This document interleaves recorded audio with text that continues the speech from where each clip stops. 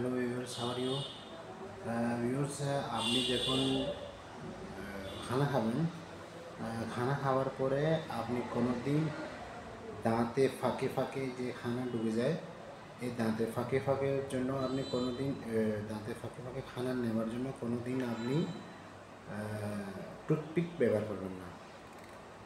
সবসময় dental floss পাওয়া যায়, আর নাহলে কতগুলো সুতা আছে, সুতা এখানে আটকাইয়ে আপনি এরকম করে আপনি খাদ্য যা আছে ওখান থেকে ওটা সেরে নিতে পারবেন। আপনি যদি টুথপিক ব্যবহার করেন তাহলে দুই দাঁতের যে ফাঁক আছে এটা বেড়ে যেতে পারে। তাহলে এটা দাঁতের ফাঁক যদি বেড়ে যায় তাহলে আপনার ব্যথা সৃষ্টি হয়ে যাবে। তো ধন্যবাদ। আমার যদি সম্ভব হয় আমার চ্যানেলকে সাবস্ক্রাইব অ্যান্ড লাইক করুন। ধন্যবাদ।